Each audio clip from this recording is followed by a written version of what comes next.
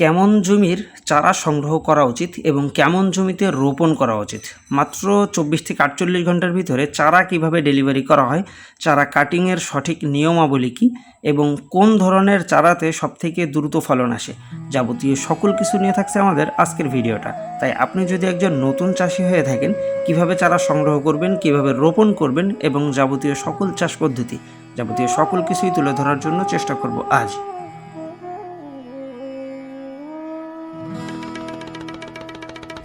দেশ ও দেশের বাইরে থেকে যে বা যারা আমাদের আজকের ভিডিওটি দেখছেন, সকলকে জানাই আন্তরিক শুভেচ্ছা ও অভিনন্দন। প্রিয় দর্শক, বরাবরের মতো সরাসরি আজও আমাদের লতিকচুর জমিতে, আর আজকে আমরা বিপুল পরিমাণ চারা ডেলিভারি করতেছি, একেবারে 100% পুরাতন জমির চারা, যেটা মোটামুটি সারাদিন যাবত আমরা চারা কাটছিলাম। আর সেই বিষয়টা আপনাদেরকে একটু দেখাবো যে আমি কেমন চারা আজকে আমরা ডেলিভারি করতেছি। যেহেতু সামনে বর্ষা, আর বর্তমান সময়টাতে কিন্তু লতিকচুর চাষটা বিপুল পরিমাণ বাড়ছে। আমি নিজেই প্রায় 56 থেকে 57টা জেলাতে চারা ডেলিভারি করতেছি। আর অনেকেই আছে যারা ফোন কলে আমাদেরকে বলে রাখছে আগামী 2 দিন পরে চারা সংগ্রহ করবে বা 3 দিন পরে। তা যারা এই ধরনের চারাগুলো সংগ্রহ করতে যাচ্ছেন, অবশ্যই একটা দিন বা 2টা দিন সময় হাতে নিয়ে আমাদেরকে একটু জানাবেন, তাহলে আমরা সঠিক সময়ের ভিতর আপনাদেরকে চারাগুলো ডেলিভারি করে দিতে পারবো। আর চেষ্টা করবেন 100% পুরাতন জমির চারা সংগ্রহ করার জন্য। এই যে দেখেন, আমাদের রিজার্ভে এখনও বিপুল পরিমাণ চারা আছে। সুতরাং যারা চাচ্ছেন লতিকচুর সঠিক চারাটা সংগ্রহ করতে, দেখেন আমাদের এখানে কিন্তু কোনো মাতৃগাছ নেই। আমরা অটোমেটিক্যালি মাতৃগাছগুলা তুলে দেওয়া হয়ে গেছে আরও 4 মাস আগে। শুধুমাত্রই চারা রেডি রাখছিলাম আপনাদের উদ্দেশ্যে, যেহেতু সারা বছরই মোটামুটি আপনাদের দোয়াতে আমার চারা বিক্রিটা চলে। প্রায় 56 থেকে 57টা জেলাতে আমরা চারা ডেলিভারি করি, আর যার জন্যই চারার মজুত আমার রাখতে হয়।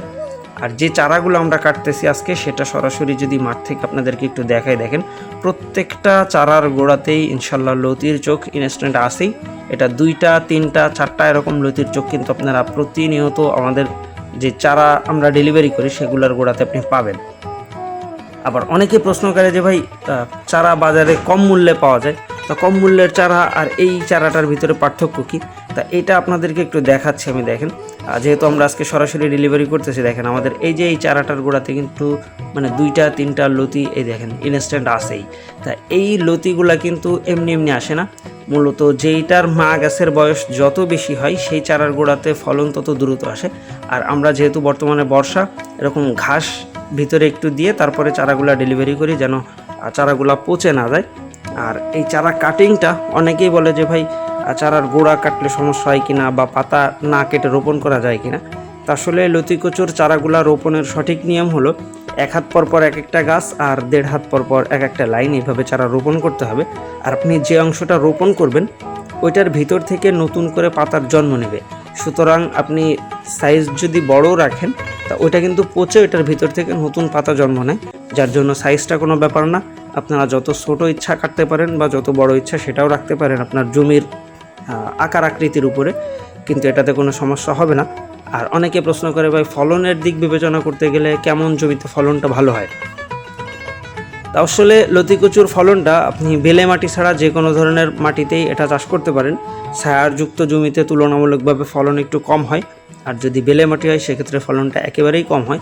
তা দোআঁশ মাটি বা বেলে দোআঁশ মাটি বা এঁটেল দোআঁশ মাটি অথবা এঁটেল মাটি, এই সকল মাটিতে যেইখানে আপনি পানি দিলে মোটামুটি রসটা ধরে রাখতে পারে, সেরকম জমিতে যদি চাষ করেন, তাহলে কিন্তু বিপুল পরিমাণ ফলন এখান থেকে পেতে পারেন, যদি কিনা আপনি সঠিক চারাটা রোপণ করতে পারেন। যে যেখান থেকেই চারা সংগ্রহ করেন না কেন, চেষ্টা করবেন 100% পুরাতন জমির চারাগুলো সংগ্রহ করার জন্য। আমাদের এই যে দেখেন, এদিকে আমাদের কিছু 5 টাকা পিসের চারারও ডেলিভারি আছে, প্লাস 3 টাকা পিসেরও চারা ডেলিভারি আছে। আর আমি সরাসরি মাঠ থেকেই দেখানোর জন্য চেষ্টা করি, যেন প্রত্যেকটা কাস্টমার সঠিক চারাটা চিনে দেখে শুনে নিতে পারে। এই যে দেখেন, এভাবে আমরা বস্তাতে নামটাম লিখে তারপরে এগুলা সুন্দরবন কুরিয়ারের মাধ্যমে মূলত আমরা ডেলিভারি করি। এই যে দেখেন আমাদের চারাগুলা মোটামুটি এখানে বস্তা ভরার কাজ চলতেছে, একপাশে কাটিংয়ের কাজ চলতেছে, একপাশে গণনার কাজ চলতেছে। এভাবেই কিন্তু মূলত আমাদের কার্যক্রমগুলো অব্যাহত আছে। তো যারা এই চারাগুলো সংগ্রহ করতে যাচ্ছেন, অবশ্যই 2-1টা দিন সময় হাতে নিয়ে আমাদেরকে জানাবেন, তাহলে আমরা সঠিক সময়ের ভিতর আপনার চারাগুলো দিতে পারবো। যেটা প্রতিনিয়ত আমাদের ডেলিভারি আসেই, যার জন্য 2-1টা দিন হাতে সময় নিয়ে আমাদেরকে একটু কনফার্ম করবেন, তাহলে আমরা সঠিক মানের চারাটা আপনি যেটা চাচ্ছেন বা যেই যাত্রা নিতে যাচ্ছেন অবশ্যই সেই জাতটা দিতে পারবো, কারণ লতির ভিতরে 2-3টা জাত আছে। লতিরাজ আছে, বাড়ি 1 আছে, পানিকচু আছে, বাড়ি 2 আছে। এই দেখেন আমাদের একেবারে কুরিয়ারের গাড়িতেই কিন্তু বস্তাগুলো উঠাই দেওয়া, আর এটাই মাত্র 24 থেকে 48 ঘন্টার ভিতরে আপনার হাতে পৌঁছে যাবে ইনশাল্লাহ। সবাই ভালো থাকবেন, সুস্থ থাকবেন, সঠিক চাষ পদ্ধতি জেনে চাষ করবেন। আল্লাহ হাফেজ।